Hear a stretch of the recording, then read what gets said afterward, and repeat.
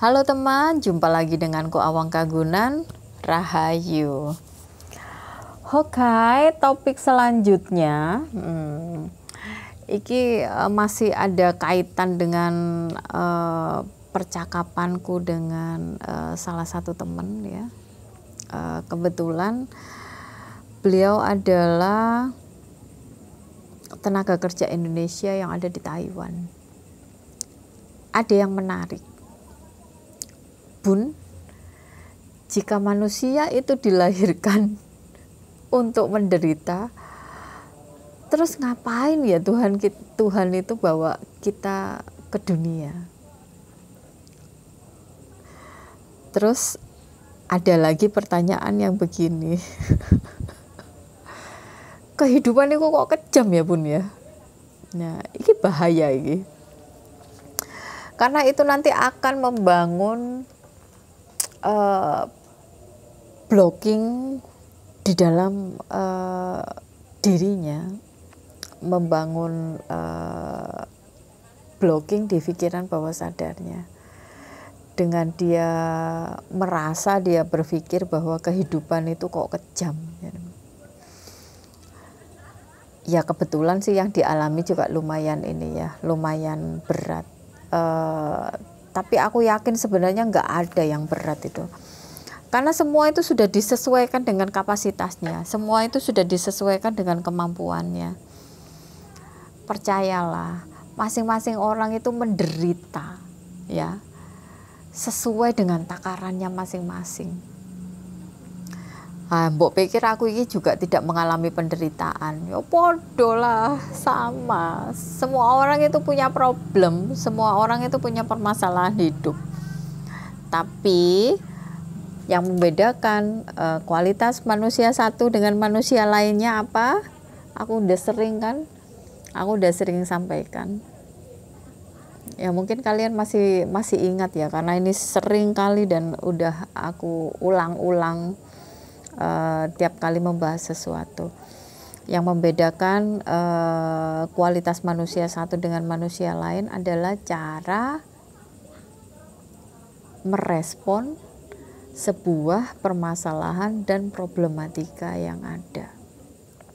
Jadi masalah itu ada, semua orang punya masalah. Wis nggak peduli itu Pak Jokowi. Pak Jokowi malah akeh toh masalah ya. Jenderal pengusaha yang menurutmu kaya raya, yang hidupnya itu glamor, atau artis-artis itu yang biasa kalian lihat di TikTok, yang tasnya harganya miliaran, sepatunya harganya ratusan juta dan segala macam. Mbok pikir mereka nggak punya masalah? Ya punya lah, sama. Cuman kan ya memang nggak ditunjuk-tunjukkan, nggak diceritakan, dan itu juga nggak penting juga toh. Ya, jadi setiap orang itu pasti punya masalah, setiap orang pasti punya problematika. Yang membedakan kualitas manusia satu dengan manusia lainnya adalah cara meresponnya. Cara merespon permasalahan itu, cara merespon problematika itu. Karena ketika kita sudah bisa memposisikan angle yang tepat, memposisikan diri untuk mengambil angle yang tepat dalam melihat sebuah problematika atau permasalahan, maka sebenarnya masalah itu tidak ada dan bukan sebenar-benarnya sebagai masalah. Menurutku begitu. Sorry, ada yang merambat di hidungku.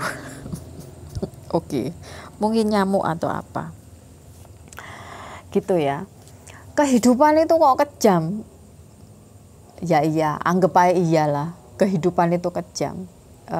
Biar kalian senang. Ya, kehidupan itu kejam.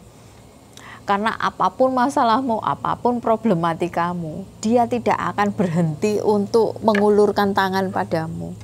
Kehidupan tetap berjalan seperti adanya. Nggak peduli manusia itu punya masalah, atau nggak peduli manusia itu punya problematika yang berat. ono masalah gak ono masalah, kehidupan tetap berjalan seperti adanya. Jadi kita yang harus pinter-pinter. Kita itu nggak punya pilihan untuk diam, akan tergilas oleh kehidupan. Untuk mundur juga udah nggak mungkin. Jadi satu-satunya yang harus kita lakukan, satu-satunya sikap yang harus kita ambil adalah terus bergerak, dan itu geraknya maju. Apapun yang kamu alami, apapun masalah yang kamu harus hadapi, apapun rasa yang sedang bergejolak di dalam hatimu, kehidupan itu nggak peduli. Satu-satunya pilihan yang harus kamu ambil adalah tetap bergerak, berjalan, dan itu maju. Lek mundur kan ya wis ra mungkin tuh. Nah ini karena respon pertanyaannya kok bukan pertanyaan ya, statementnya dia. Oh kehidupan ini kok kejam banget tuh ya bun.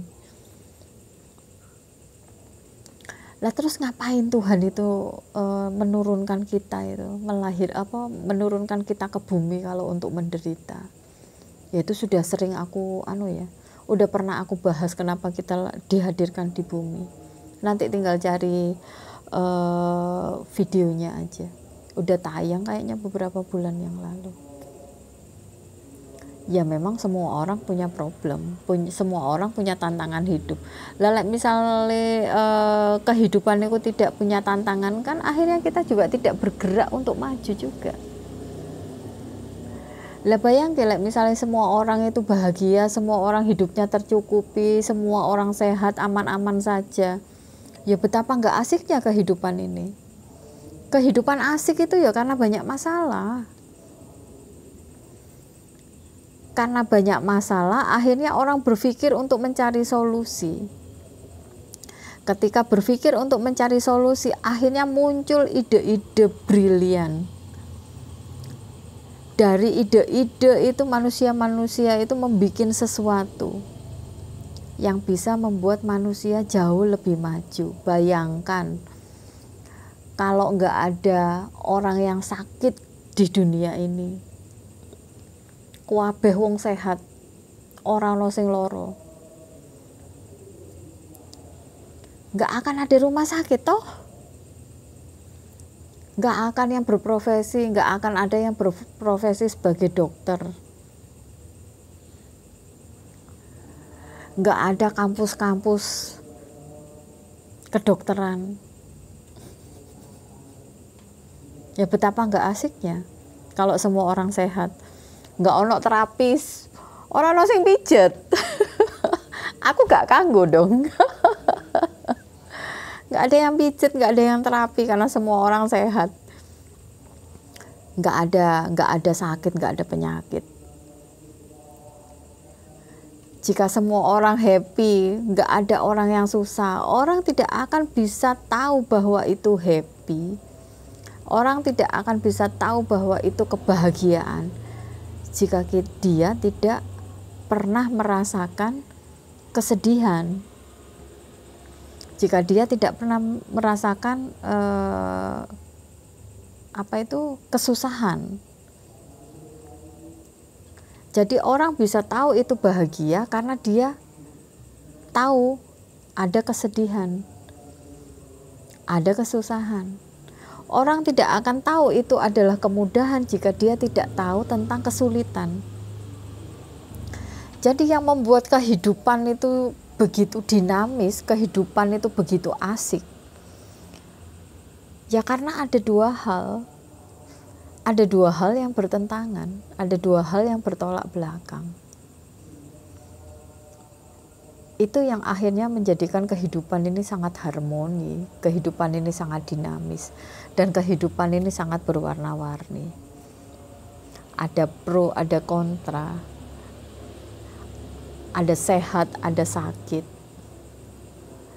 ada sedih, ada bahagia. Bayangke lek bahagia tok apa sedih tok, bayangke dhewe lah.